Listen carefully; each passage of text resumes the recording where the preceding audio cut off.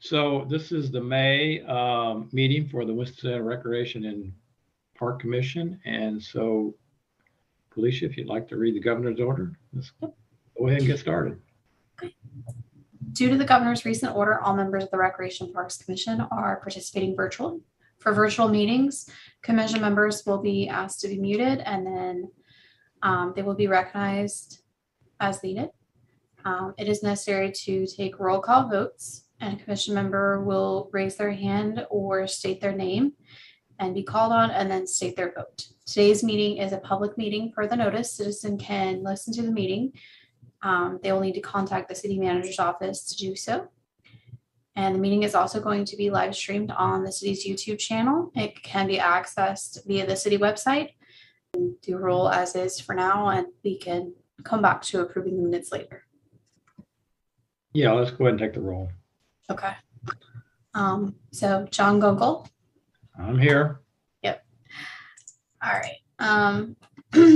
Sean Hawkins. I'm here. Taylor Ansley. I'm here. Okay. John France. I'm here. Okay. George Peterson. Okay. Mashika Jefferson. Here.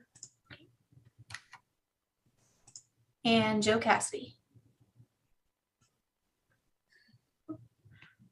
1, 2, 3. We have 5 members present. We need 1 more, and then we would have 4. Felicia, did you count Joe Cassidy present? No, oh no, but I see him now. Yeah. He didn't say anything. So okay. Okay. Oh, I didn't hear it. Sorry. So okay, we do have quorum. We're good. Okay, so let's start off with the approval of the minutes for the April meeting. Felicia sent them out. Can I get a motion to approve the minutes? I'll move to approve the minutes. Thank you. Thank you. I'll second that. Okay. So that was Sean and Taylor. That's right. Okay. Thank you. Okay, so I guess I'll turn it over to you guys so you can do the updates. Go ahead and get started, William. Yeah, thank you, Chair. Good afternoon, members of the chair, members of the commission and staff. We have our recreation administrative manager, Stephen Youts. He's been with us a little over a year. He and I did talk about, our department moving into a more data-driven environment, where in many years past we didn't have a lot of data. Now we're tracking data, and as a result, Steve and I spoke and thought that it would be good to do a performance report based on our last fiscal year. And he spent a lot of time going through and developing the performance report. It does have goals and objectives, a list of accomplishments throughout each division. And I did think it was important for you as the Recreation Parks Commission to have access to this information, to be able to see it, ask some questions. The report itself is too large to kind of go through every single page. With the request of the commission, if you would like a copy of it at the end of this meeting, I would chair ask that those commission members email Felicia, and we can make a digital copy of it available to you. If you'd like a hard copy, we can have those printed for you as well and mailed to your address. Stephen is going to go through a shortened version presentation of the performance report. Feel free to ask any questions you may have at the end. And at this point, I'll turn it over to Stephen. Okay. And I'm going to go ahead and stop sharing my screen so he can share his. Okay.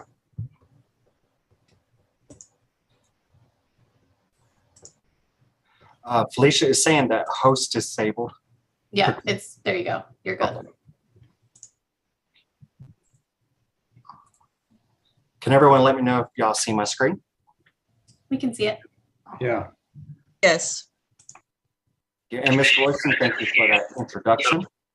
Chairman Gunkel, other commission members, thank you for this time. I will be brief, but we, again, as he stated, we conducted an internal performance review, and we wanted to give you all a brief highlight of what that report consisted of and what was all contained in the report. So when you do receive it, y'all have an understanding of what's all in that report. This report is titled Fiscal Year 2020 to 21 Performance Report Operations Summary.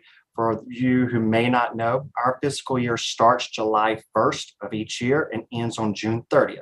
So this report covers from July 1st, 2020 to June 30th, 2021. All right, so the purpose of this report, as Mr. Royston stated, is we're, as a department and as a city, and as most entities are going to, there's a new focus on performance-based management, and that is using data and verifiable data to make better decisions and to improve our strategies so that when we are making these decisions, we know that it's going to have the impact on the communities or the individuals that are involved as intended. If you look right now online, you will see numerous amounts of definitions for performance-based management. I kind of came up with my own. We basically put it as a systematic approach of collecting, reporting, and analyzing relative and valid data that is measurable and verifiable to develop effective strategies and facilitate informed decision-making. As you can see from the layout on the right, it's that simple. You plan, you put the plan in action, which is due. You check to see the outcome of that, how it performed. Did it exceed expectations? Did it meet our expectations? And then you adjust your strategies based on the results of your findings. The report is based on each unit. And the reason why we did it this way is our accounting measures is done based on what we call responsibility codes, and they actually cover each of our units. So that's how we broke out the performance report so that we can also tie in our operations accounting at the end of the report as well, so you can see the correlation. You have recreation centers, athletics, golf courses, both Winston Lake and Reynolds Park, aquatics, which is our pools and splash pads, the Joe Weiss Tennis Center, Salem Lake, Historic Bethabara, Therapeutic Recreation, Administration, and Maintenance. The first section of the performance report is just that. This is based on the data that we are reporting to city management and city council. One of the things that we did was we updated our unit descriptions and updated our goals. We provided an outline of all of our performance measurements and indicators, all three of our primary, secondary, and departmental. Primary are the ones that do go up to city council and city management. Secondary and departmental, those are internal for us to use for part of our management processes. And we also provided visual representation and trend analysis of primary performance measurements. These are what we call KPIs. Again, these are the ones that get reported directly to city management and city council. On the outline, if you want to know which ones they are, and you'll see the graph that correlates to them below each section, it's marked with an asterisk. So when you're seeing the table, the ones that are the asterisk, those are the KPIs that we are required to report to city management and city council. You can also look in the acronyms, definitions, descriptions, and disclosures section to understand the different elements that are on the. An example right here to the right. Just so you are aware, when you are looking at this and knowing what each element means, the green line is a linear trend line. This is an average. It basically calculates the moving average over the whole span and just shows you an overall which way we're going, whether our participation growth is lowering or increasing over a set time span. The red line is called a polynomial line.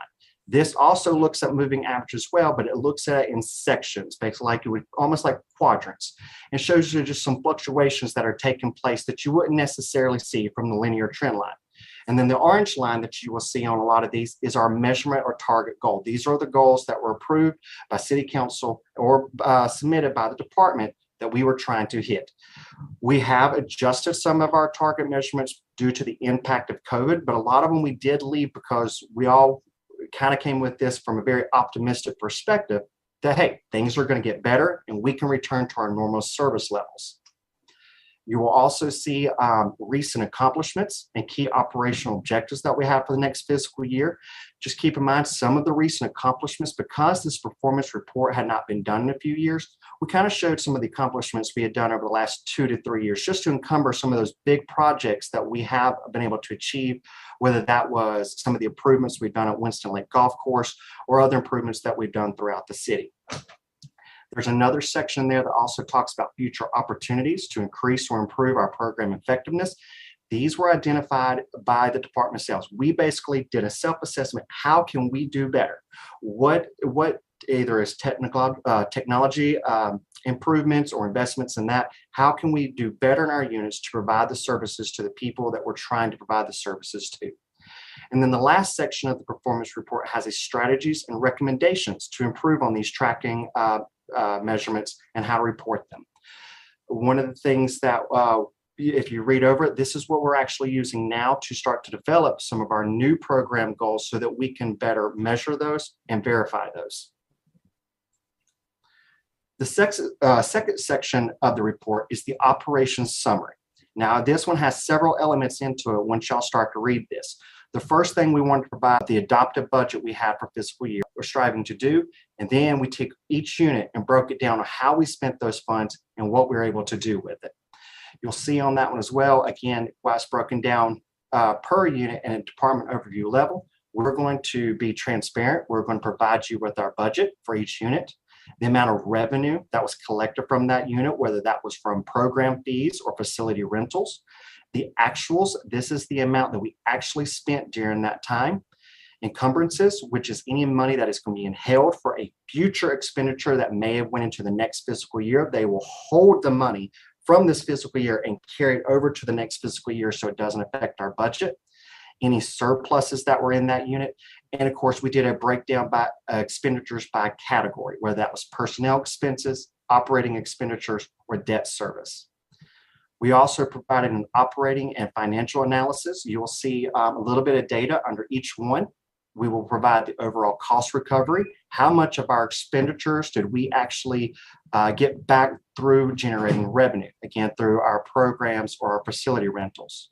We also provided what the overall revenue goal was and how much was achieved, and then even broke it down on how much each of these services are costing per participant or per capita, just to give people an idea of the cost that the taxpayers are bearing to provide these services to the entire community.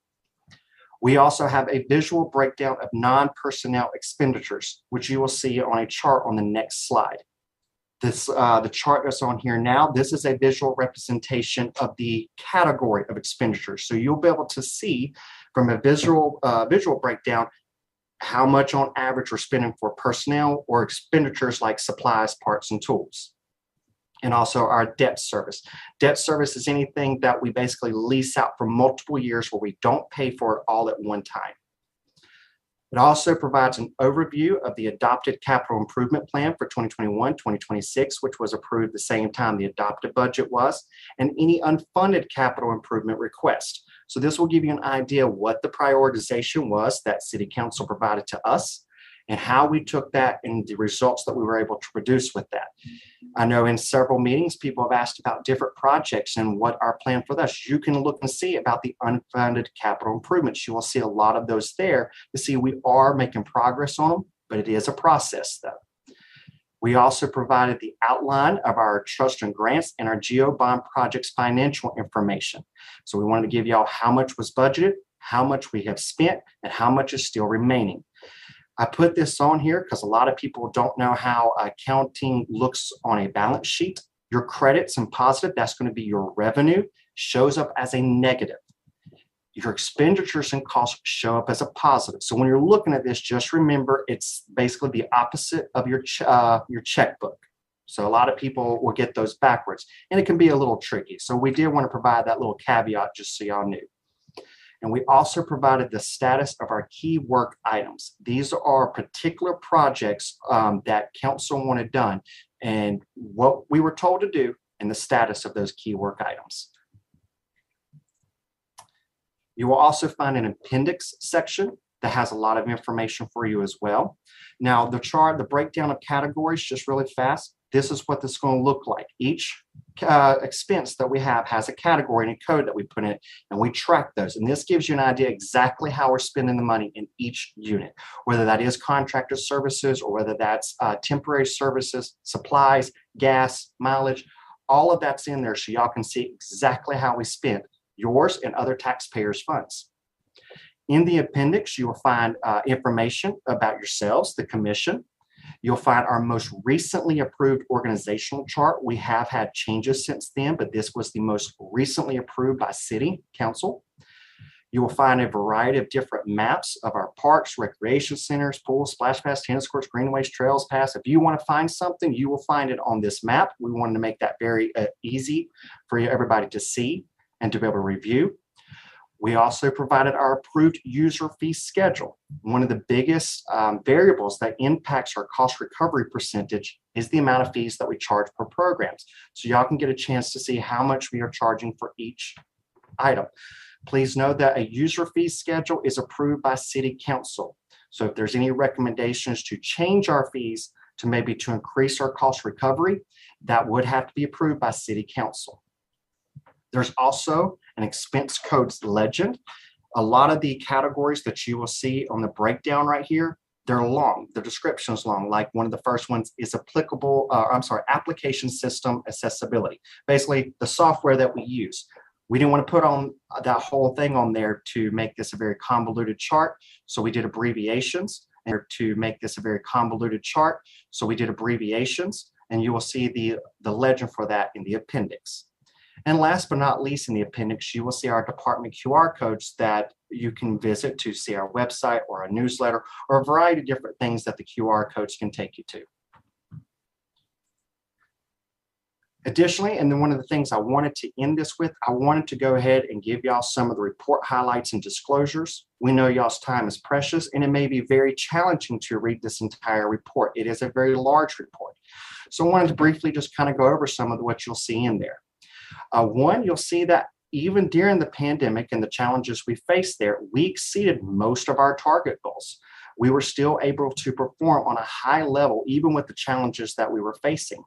You'll see a large participation growth in outdoor activities and facilities, especially Salem Lake, our athletics and sports, Winston Lake Golf Course, and our shelter rentals. You'll also see completion of several major capital improvement projects. Again, Winston Lake Golf Course or our new playgrounds that y'all may have seen in a variety of our parks. We also had an 8% surplus in our budget, just demonstrating that we are being very fiscal responsible when it comes to taxpayer funds. We are not just spending it haphazardly. We are trying to make informed decisions on how we use taxpayer funds. And if the purchase is not necessary, we are trying to save and be able to give that back to the city to use for other needs that may be more pressing.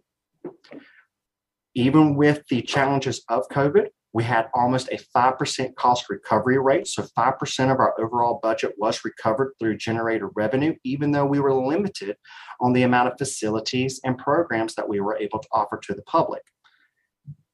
And something that was not covered, but you can see throughout, was we adapted to a lot of the COVID-19 challenges in a variety of different ways. As Leah even mentioned in several of our meetings, we offered virtual activities. However, we did not include those in our participation and attendance counts because that was very hard to actually track and to determine the impact of people participating in those events. Some disclosures that we wanted just to bring out, you'll see for sure there was an impact due to COVID on our indoor activities and facilities. We had capacity limits or at times had to be completely shut down. You'll see that throughout the report, especially like with rec center programs. You'll also see the impact COVID-19 had on staffing issues with our pools. We were not able to open all of our pools or have them fully open for the entire season due to COVID-19.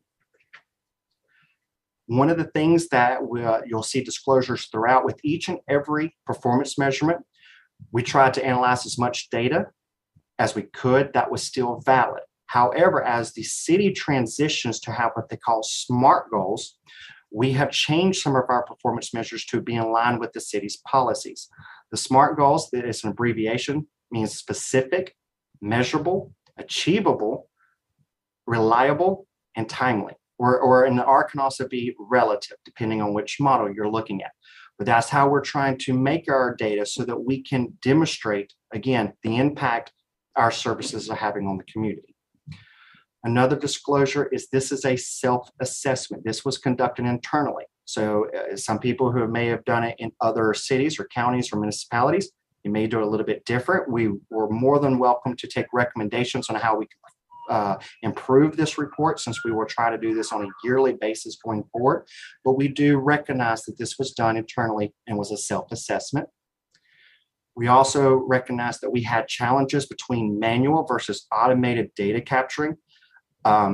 Some may know that we had a faulty recreation management software that was creating challenges. So a lot of our programs and stuff had to go to manual tracking, pen and paper, writing down people's name and just manually count them, which can cause, human error. So we are taking steps to remedy this situation, to bring on a new recreation management software that will help us with our data capturing.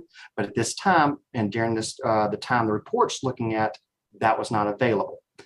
And of course, the last disclosure is limited technology. We get asked, like, on a regular basis, like, how many people are coming to our parks? Simply put, we just don't have the technology at this time to track that. There's been thoughts about maybe doing cell phone pings and stuff like that to determine how many people are there due to proximity. But again, that technology, we don't have it at the time. So there's some certain things we just can't capture just yet.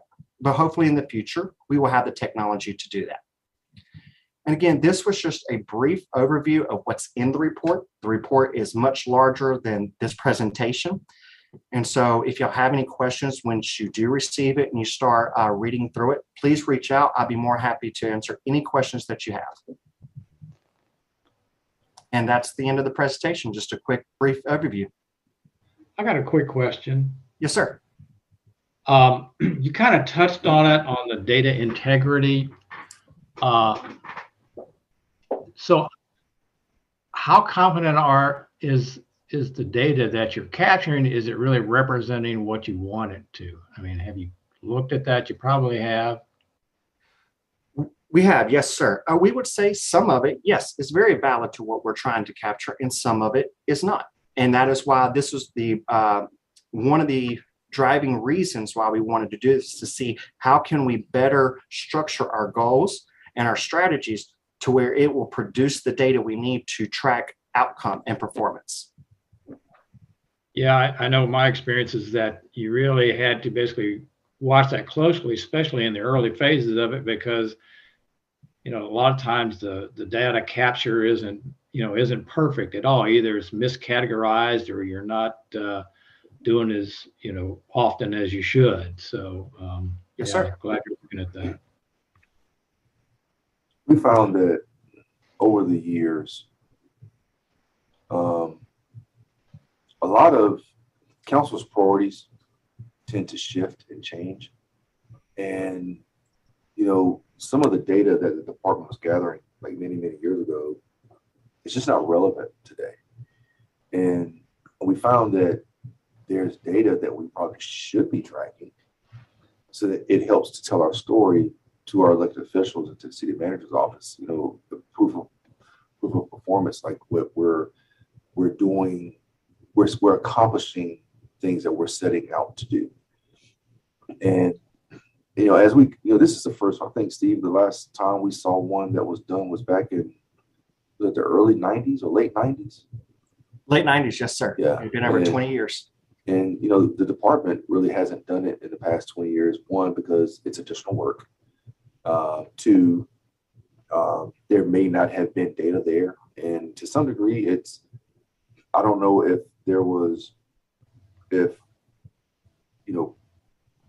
we really were in a position as a department to be honest with ourselves in terms of what we were doing and how well we were doing it. We take that data gathering and we take that performance, how well we perform very differently now than we have in years past. So I was just thankful that Steve, this took a tremendous amount of work. Steve did a really excellent job on this. We presented copies to the city manager's office. There's a ton of data in there. And it really gets down to some of the nuts and bolts in terms of where the divisions have been focusing their efforts and focusing their attention and time and resources And you'll see that a lot of things over the past, I guess, two to 3 years, right, especially over the last fiscal year, that it's been a big focus has been on maintenance. A big focus has been on taking care of what we have. A lot of it was navigating through COVID. And even here recently, I believe some of the numbers here locally have begun to go back up. And so we're keeping our eyes on that. The city is kind of watching that very closely. So COVID threw a monkey wrench into everything that not just we were doing, but anyone. So, but it does tell a story. It tells a pretty good story, kind of shows how we were able to kind of work through some of those issues. And so I'm happy that Steve took the time and put it together as detailed as he was able to do. Yeah, thank you. Nobody else has a question. I have one more question. On the presentation, I noticed that you had like 6% recovery on the revenue. Do you have like an overall goal? Do you have goals for specific types of facilities or specific facilities, or how's that determined? Yes, sir. A part of our budget process is to come up with revenue estimates for the next year so that they can properly budget according to that as well. So yes, it is a departmental goal as well as a unit goal. Oh, okay. And there is that information is outlined in each unit as well. Yes, sir. Okay, thank you. Yes, I want to ask one question. In your revenue, do you have which one performed and which one did not perform? As far as revenue is concerned, which facilities are lacking and those that outperform. Is there any data concerning that? Yes, sir. Each one outlines what the revenue goal was and how much was achieved. Yes, sir. Okay, thank you.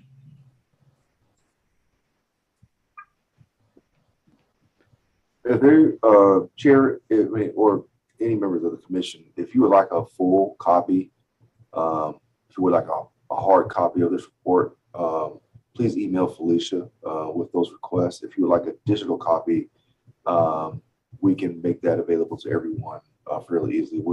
It's going to take us a little bit of time because we're going to have to scan every page in and then reduce the PDF to a point where we can't email that out. But we can work on that and get that out to you shortly. And Mr. Royston, Felicia went ahead and done that. It's ready. It is ready to go. Okay. So we can, if it's ready to go, we can get that out, email it out to the commission today. I'll email it out at the conclusion of the meeting. And then if anybody would like a printed copy of it, just send me an email and we'll make sure that we get it to you. Thank you. Okay. Any other questions regarding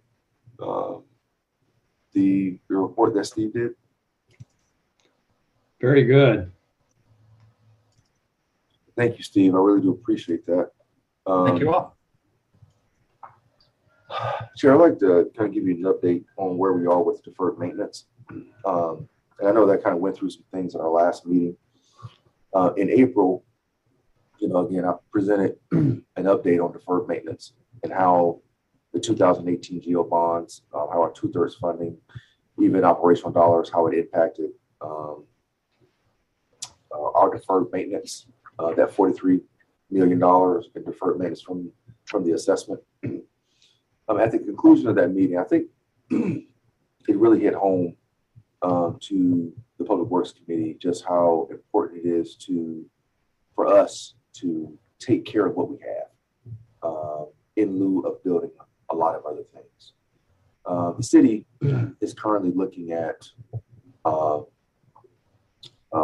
million in limited obligation bonds. We call them LOBs for short, where the city can issue debt based up to all the way up to $50 million. We kind of pay ourselves back over 20 years. As a result of us going through that presentation, kind of going through an update on deferred maintenance, I was asked to put together a list of projects. I believe the goals for the recreation department to get somewhere around $5 million of those limited obligation bonds to address very specific needs that were identified in the deferred maintenance assessment. And one of the things that really stood out, it really hurt us, probably more so than anything. There are two specific areas. One was pedestrian access inside once you get inside one of our park facilities, and the other were the health of our parking lots. I don't think Renata, with the exception of maybe some very, very few ones, I think South Fork may have been the last one to get some parking improvements, but we typically have not received funding to resurface parking lots.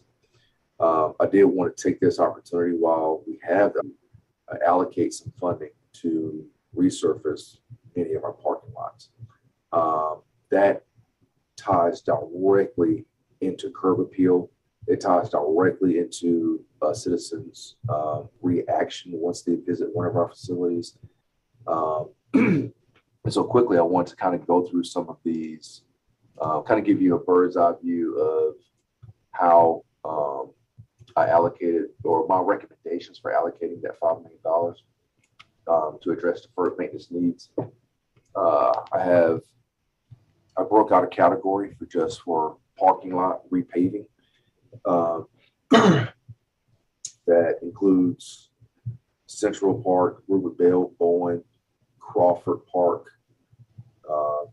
Oak Summit, South Park, both parking lots at Miller Park, the playground, the parking lot closest to the playground at Hathaway, both parking lots at Schaffner, and the parking lot at South Fork.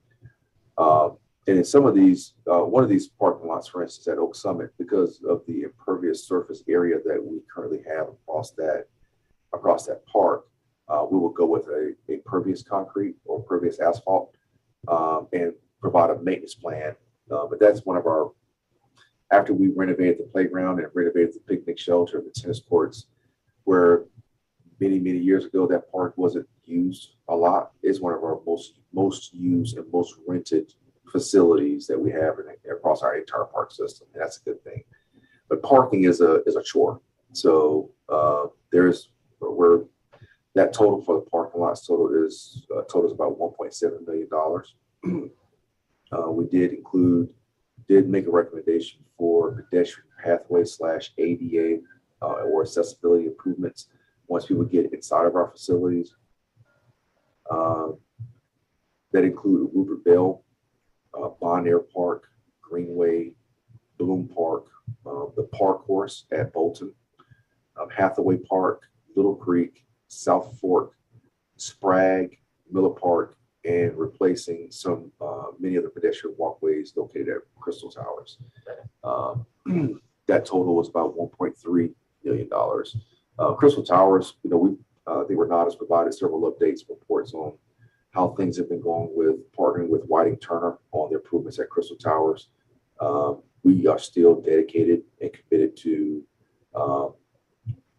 making that park, making some upgrades at that particular facility. So I wanted to make sure that we included some funding in there for those pedestrian pathways. And the ones that I mentioned are the worst. Granville Park is going to be a separate item that will probably be added to our list of recommendations. Because that's we have funding for phase 1 improvements at Granville. A lot of that's going to be infrastructure improvements. The second phase will be fixing a lot of the pedestrian walkways and trying to make the park more accessible for users. We did include $420,000 to replace the wood decking with composite wood at Salem Lake. So you guys haven't seen it yet, and I'll kind of go over some of these two ribbon cuts that we have coming up. But for those of you that probably have not seen the new fishing pier that was installed as part of the phase 2 renovations at Winston Lake, it is absolutely gorgeous. It was built using composite wood. There's some very, very nice benches there, pedestrian seating. It doesn't look anything like it used to look.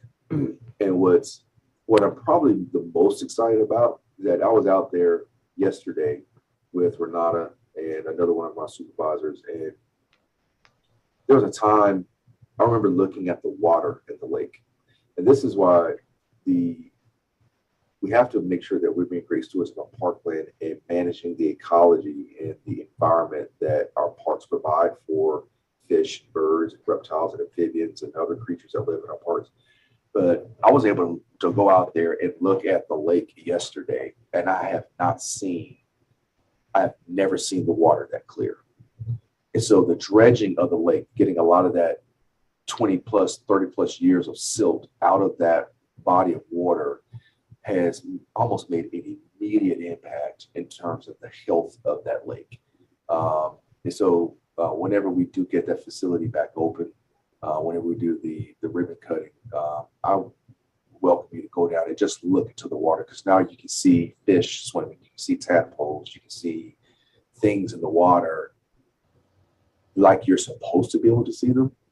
But now we have that here at our lake too. So that's why even just dredging of the lake is critically important in terms of the overall health of our park system. So I wanted to kind of throw a note in there. But we did ask for funding to replace the fishing pier at Salem Lake in a similar fashion so it would kind of mimic what we've done at Winston Lake. It has been a maintenance nightmare, not just for me, but for Nada, our staff, the users. I think this will be a one and done. We'll do it. We won't have to come back and do this again for a number of years. It'll be much easier for us to make repairs. We did include some tennis court recommendations for tennis court resurfacings, which included the tennis courts at Lineback, Sedge Garden, Oak Summit, Ramble, and Schaffner. Those are parks. Those are locations that are highly used by our tennis community. With the exception of Sedge Garden, it is our recommendation to resurface, to rebuild those courts and make those strictly pickleball courts, which would be a great amenity. And I know that the pickleball users will love them. They're going to take full advantage of them. But those courts that are listed are ones where we have extreme base failure, and there's no way to continue to put Band-Aids on them. We need to mill those down, get down to the base, pack that down, and build those courts back up from scratch. And then I also made a recommendation to include about $15,000 per recreation center for landscaping, redesign, landscaping, and making landscaping improvements at our recreation centers. So you'll see a lot of that total was $306,000. The total without a contingency came up to about $4.8 million. With a contingency ended up about 5.5. Those final numbers that I provided to you also included contingencies, built-in contingencies, so that we can make sure that whatever the funding we're asking for, we're able to complete those projects and meet the expectations that the citizens are going to have and that our elected officials will have as well.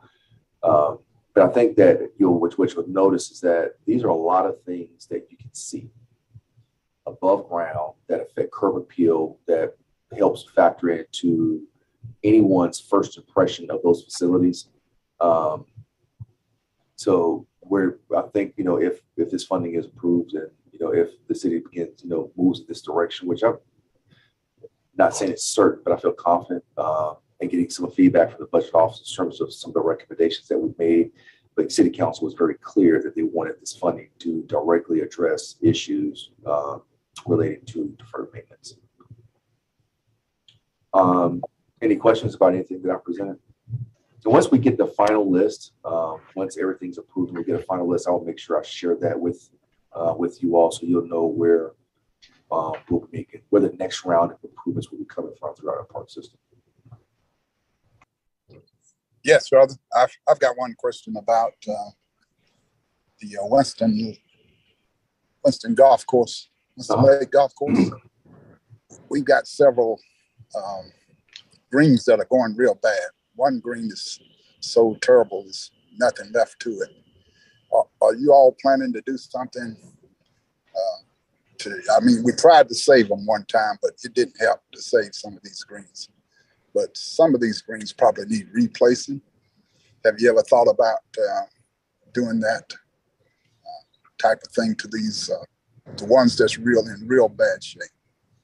Yes, we have existing funds now that have been I believe the total was $719,000. It was specifically allocated to address, a lot of it would be meant to address a lot of the fairways, a lot of the plugging, seeding, fertilizing, and getting some greens, making sure that our fairways are green and healthy. Do you know exactly which hole you're referring to? I believe it's number 8, the par 3, number 8. I'll get on the front side. I'll get No, I'm sorry. That's on the back side. It's probably the last par 3 on the back side. That green is just absolutely gone. You know, you just can't do anything on it anymore. I've made a note. I'll reach out to Patrick and I'll get with Renata and we'll look at that green and see what we need to do to get that one fixed. Yeah, that's the worst one, but there are a couple of more that's in pretty bad shape as well. What's also being in addition to that $719,000 that I just spoke about, there's a possibility that we could get an additional $1 million for Winston-Salem Golf Course that will be used to redo the bunkers, provide drainage to the bunkers, redo our tee boxes. There'll be some tree removal, but to make some additional upgrades out there. And I think that, when it's all said and done, that, we would have invested a substantial amount of money into Winston-Salem Golf Course. Now it's time for our staff to perform and make sure that they're maintaining those facilities the way that we want them to. But I made a note to look at that last par 3 on the backside, and I'll get with Patrick. And I hate to be the one to complain all the time, but still there's a lot of ducks there. I mean, it's poop everywhere. It's hard to find a place on the tees, especially around the pond areas. Yeah. And I noticed that we are going to have some new fellas coming on because I've seen some young ducks coming along as well, and the population is just about overwhelming there. I don't know if it's anything we could do. I don't know how to handle that. It's been an issue not only that we've had. I mean, other golf courses have had them. There are some devices that they don't like. Certain lights flashing that they don't like. We can begin to look at that again. I don't know if I can come up with a fix for it. This may just be one of those ongoing battles. But maybe it's our turn to step up to the plate. They've hit us with their best punch or with a real good one. Maybe it's our turn to step up and see what we can do to kind of reverse course here. I didn't know whether we could transport some of the ducks to another location. If it's possible. I don't know. They're a protected species, a federally protected species, and which really limits our ability. And even if it weren't, I wouldn't just say this. I just don't believe in that. But there are some ways that we can combat that. Maybe we can do some research and look at other municipalities or other golf courses and see what's working for them. All right. So we'll definitely look at that, Mr. France. Okay, thank you. Any other questions from the commission regarding the information I should provide? Yes. You only restock that with more fish after you clean the lake up, correct? It gets stocked on a schedule by North Carolina Wildlife. I'll need to get with Bobby Hagee, who's our lake program supervisor, to see when was the last time it was stocked and when it will be stocked again. I've seen a lot of people trying to cheat, Sean. They try to cast their lines out where the feeder is and get hung up on it. But, while we were out there walking, looking at that facility yesterday, I mean, there had to be a large bass or catfish or something that jumped out of the water, splashed back in. It was a huge fish. And so I know there's some big ones in there. And those catfish are going to thrive a little bit better because the silt level is going to be much deeper. The lake is much deeper now than it's ever been. But then it's been in probably 30 years. Yeah, I can't wait to start fishing there. Oh yeah. Listen, when you get out there and you see what the city has done with the 2018 bonds, you're going to be absolutely stunned. It is gorgeous. It is absolutely beautiful. The restrooms, the shelter, everything. it's absolutely gorgeous. That's good. That's good. I'm proud of that. Any other questions? If not, I will, that will conclude this part of my updates, Chair, and we can move into departmental updates if you're okay with that. We have about 13 minutes. Right, yeah, let's go ahead.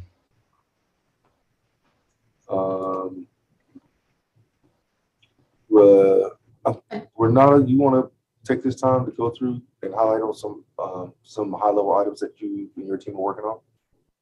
Sure, I appreciate it.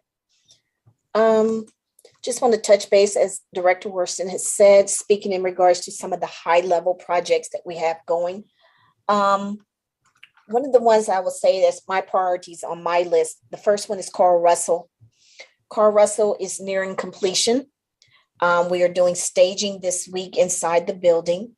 All the improvements have been made, with a few that are on delay in regards to materials. So those will be arriving in July. But I think we're looking at a scheduled opening around May 21st, William?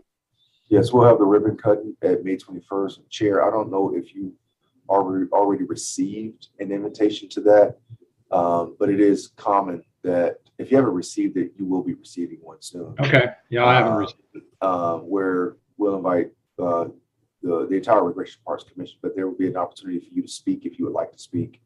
But the ribbon cutting will be on May 21st. I believe it's at 11 a.m. And so at that particular facility, you will see upon arrival, you have a new gym. You also have new meeting rooms, new game room. Out there on the back, you have an updated deck on the back. So a lot of amenities and things have been added and updated and improved at that facility. One of the other facilities near and dear to me, I think, is Rupert Bell. Right now, we have a task on us as far as renovating the baseball field. And if I'm not mistaken, that was also one of the projects that was listed in with Whiting Turner. So we will be out there with a completion date around June 1st. The city of Winston-Salem is partnering with the Winston-Salem Foundation. I mean, not Winston-Salem Foundation, Winston-Salem Police Foundation, in establishing a youth baseball program. So that program will start. It will be consisting with utilization and collaboration with one of our rec centers for the youth out there. We have been out there working diligently. We have installed new player benches. We have updated concessions, new fencing, dugouts, things of that nature to bring that field up to par so that those kids can have a great experience out there for this summer. So, and also it's one of the items that we can check off our list in regards to one of the parks that need to be completed. So we've been working there. One of the other issues programs that I'm working on right now is Haynes Hosiery. Right now, Haynes Hosiery will be closing. We will just be closing the gym. The gym will close around March 9th and will reopen around June 3rd.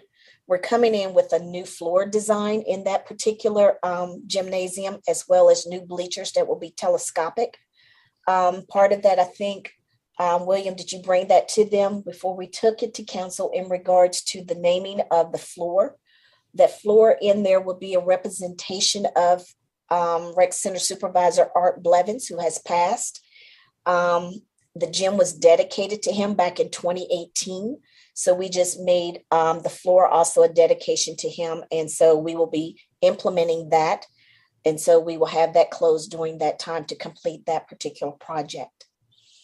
Other than that, it's just a lot of other projects that we're working on, going through a lot that, as Steve has mentioned in the performance measure, is some of the key work items that is on the director's work plan. So a lot of those we're working through, going through, making sure that we hit those targets and hit those goals. Other than that, the city has received some state funded money. Within that, we have projects that are on our work list that we're working on. And we're starting with the infancy stage, which will be Nelson Malloy coming in, looking to put in a walking trail out there, looking at upgrades and improvements to the park. We're looking at Minnie Lee Davis Harris, the gym. We're coming in doing a full-fledged gym improvement over there. So we'll be getting an update and an upfit similar to what you have seen at W.R. Anderson. We're looking at Bowen Boulevard, going in, doing some repairs, also doing improvements out there at the park. We will be doing some improvements out at Harambe Park, as well as we're looking into Carl Russell maybe coming in with a walking trail on that side. So those are a few of the highlighted projects that are mainly on my list as priorities as of now, but we do fit everything else in and still try to maintain daily maintenance. And on an additional project and that's we met about that does impact. I know that I brought this item to the commission many years ago. I think maybe 2018, 2019 was the lease of land space to build a hydroponics facility over at Kimberly Park with the greenhouse. I had an opportunity to go inside that facility for the first time, and there were a number of issues with the construction of that project. It has now been, all of those items have now been corrected. Assistant City Manager Johnny Taylor was kind of handed that site and kind of said, listen, here are all the problems and just fix it. And, he's done a fantastic job at getting that facility ready to open. But went inside that facility, and what I saw was absolutely amazing. It looks like walking inside of a chemistry lab. They are already growing, I believe, close to 3,000 heads of lettuce in there. And the way that it grows inside this facility, it's fantastic. And then like near in the rear of the building, it's like a huge radiator, and water kind of funnels down through this radiator type thing, and then air blows through it, and that's how they cool the building. But the temperature is maintained a certain way. It's all electronic. It's a science dream. But that is a facility that the commission voted to approve and supported being built at Kimberly Park. And it's absolutely fantastic. So we're going to be finishing up some things there, providing some assistance and cleaning up some things there, and going to try to get with Laura and Hunter so that we can somehow get in there and kind of tell this story in terms of how that facility is being used. It is right in the middle of a food desert. There aren't any grocery stores. I think the closest grocery store there, it might be the Food Line that's up on Patterson. That's almost on the north side of town. And you have the Food Line over on 311 on the south side of town. Those are about the closest grocery stores. And so this is right in the middle of a food desert, and they're already working on programs to provide what's been grown there to universities and to communities that can make good use of this fresh homegrown fruit. So, and this is only a very small portion of the greenhouse being used. There were literally 3,000 heads of lettuce in there. They started seedlings, and they transport them into the actual growing containers, and it's doing some really marvelous stuff. I would love to get the commission out there once everything's cleaned up and up and running, so you guys can take a look at it. I've never seen anything like this in my life, and it's being supported by our park system.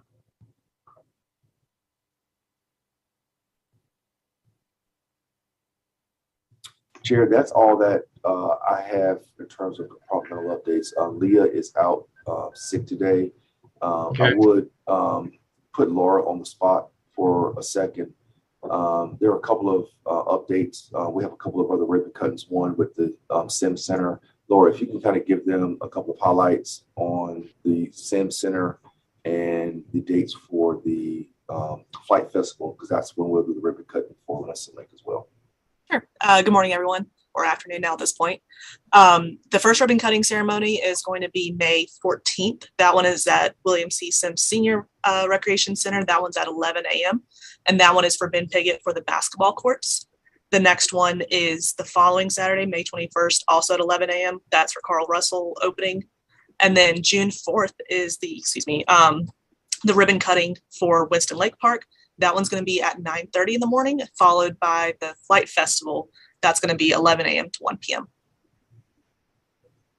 And so we have staff all over the place, making sure that cleaning these facilities up and making sure that they're ready for the public to see them again for the first time. But I'm really honored that we're at the point where we can do the ribbon cutting for Ben Pickett. He has been a staple, not only in the department, he's been a great person in the community. He's done tons of things. So I'm finally happy to be able to kind of get through COVID and be able to honor him that day.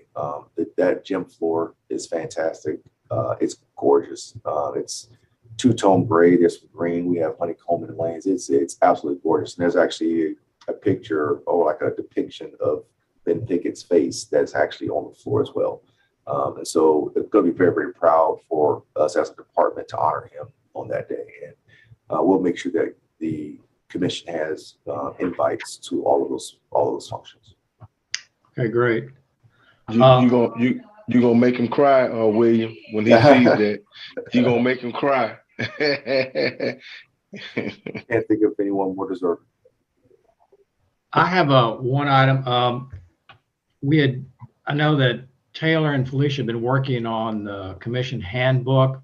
Where are we on that? I know that you guys have already done a couple revisions on that. Have we already sent that out to all the commission members? I don't remember. We sent out kind of the draft version of it yet, but that has not been taken to council or that hasn't been, the final version hasn't been approved yet. Okay, all right. I just didn't want that to die. So No. That's a lot of work that you guys put in. I really appreciate that. I think that'll be very helpful. Yes. Okay, one last thing I had, William, I wanted to brag on your employees. I was with a group of cyclists last week out at Salem Lake, and unfortunately one of them kind of crashed pretty bad, ended up with a concussion, and I can't remember the gentleman's name.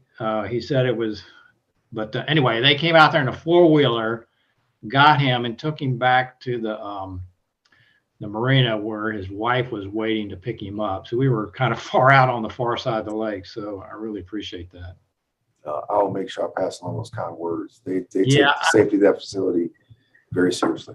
Yeah. They were out there, pretty quick in that four-wheeler and took him back in and his bike. And they basically kind of helped him there in the marina until his wife got there. But he's okay. He just had a concussion, but he's fine now. So, but I really appreciate your employees doing that. No problem at all. Thank you. Okay. Are we going to have a June meeting? I think it was in June. Sometimes we don't have a meeting. It's the July meeting. We'll have one in June. It's the July meeting because of July 4th of the holiday. Okay. Well, then, can we have a motion to adjourn? I make a motion that we adjourn. I'll second that motion. All right. Well, thank you very much, and appreciate all the work you guys are doing. Thank you very much. You have a great rest of your day. Bye-bye. Thank you all. And I'll make sure to get flyers sent out to you for the ribbon cuttings. And also you guys should have all received a copy of the performance report as well. All right. Thank you. All right. Yeah. All right.